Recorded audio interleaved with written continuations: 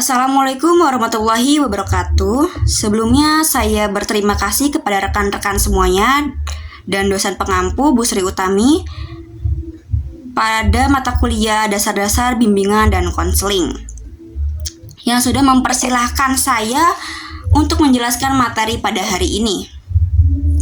Pada kesempatan kali ini saya akan mempresentasikan materi mengenai fungsi BK,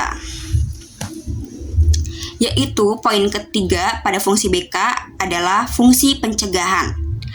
Baik, sebelumnya saya mohon izin untuk memperkenalkan diri.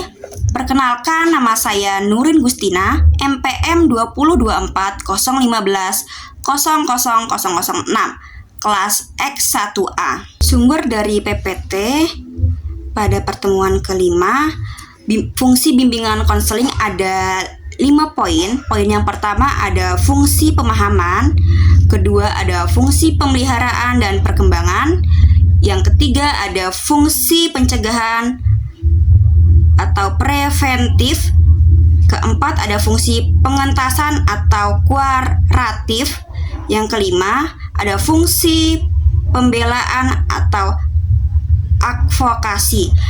Saya akan menjelaskan poin ketiga, yaitu fungsi pencegahan atau preventif. Mencegah timbul atau berkembangnya kondisi negatif pada diri konseli atau PSD.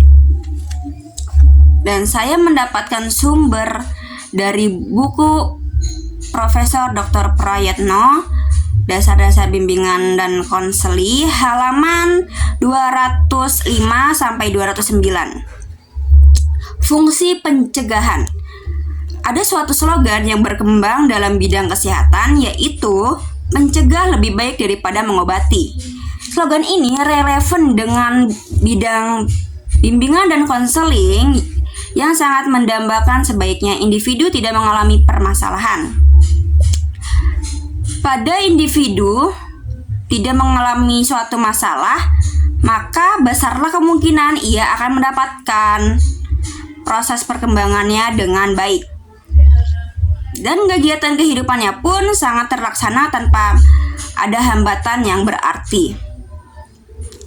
Dalam definisi ini, perhatian terhadap lingkungan mendapatkan pemahaman utama. Lingkungan yang baik akan memberikan pengaruh positif terhadap individu.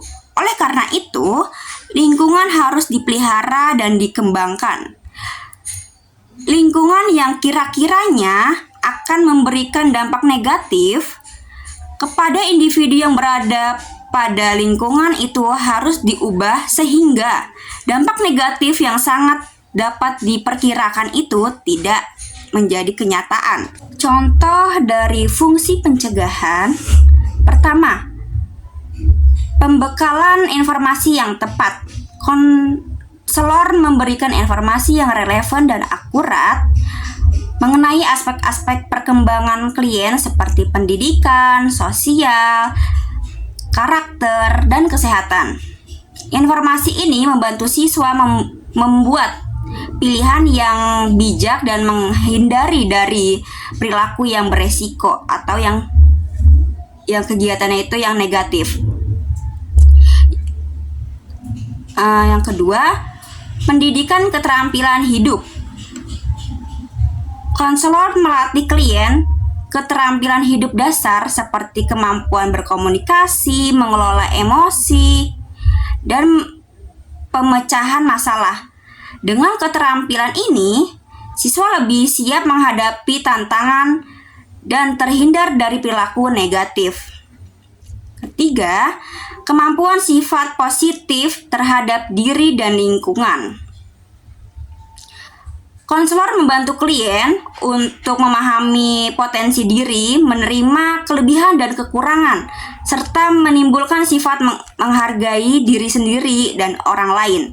Sifat potensi ini mengurangi kemungkinan klien mengalami gangguan emosi atau sosial.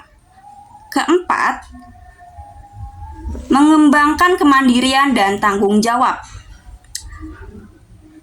Konselor memberikan kesempatan bagi klien untuk terlibat dalam kegiatan yang mengembangkan kemandiriannya dan bertanggung jawab seperti mengelola waktu dan tugas. Dengan ini, klien dapat menghindari sifat ketergantungan atau perilaku yang tidak bertanggung jawab pada dirinya sendiri. Setelah memiliki wawasan tentang upaya pencegahan, apa yang selayaknya dilakukan konselor dalam rangka melaksanaan fungsi pencegahan itu? Pertama, mendorong perbaikan lingkungan yang kalau diberikan akan berdampak negatif terhadap individu yang bersangkutan. 2. Mendorong perbaikan kondisi diri pribadi klien. 3. Meningkatkan kemampuan individu untuk hal-hal yang diperlukan dan mempengaruhi perkembangan dan kehidupannya. 4. Mendorong individu untuk tidak melakukan sesuatu yang akan memberikan risiko yang besar dan melakukan sesuatu yang akan memberikan positif atau bermanfaat. 5. Menggalang dukungan kelompok terhadap individu yang bersangkutan. Berubah dan memperbaiki lingkungan seringkali amat sulit dilakukan oleh konselor. Merubah kondisi kelas, perkarangan sekolah, kelengkapan sarana belajar, hubungan guru dan murid, kondisi rumah siswa misalnya merupakan suatu yang amat berat bagi konselor. Namun demikian, upaya pencegahan harus tetap diusahakan. Secara operasional, konselor perlu menampilkan kegiatan dalam rangka pelaksanaan fungsi pencegahan. Kegiatannya antara lain dapat berupa program-program nyata secara garis besar. Program-program tersebut dikembangkan, disusun, dan diselenggara melalui tahap-tahap.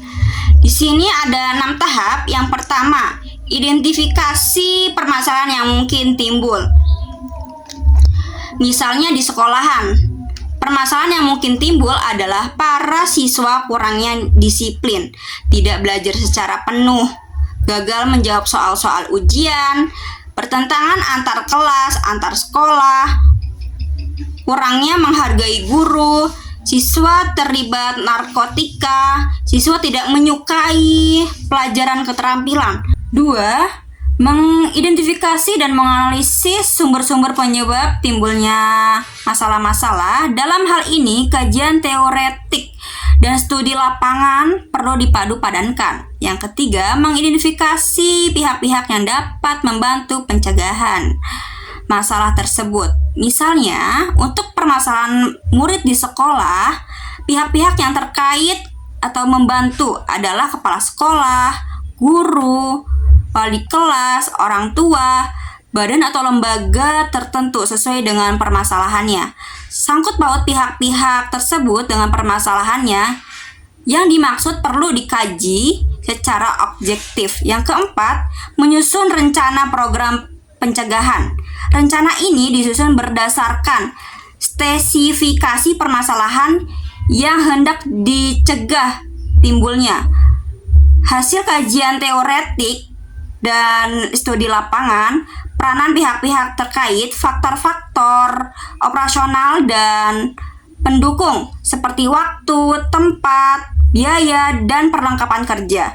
5. Pelaksanaan dan monitoring. Pelaksanaan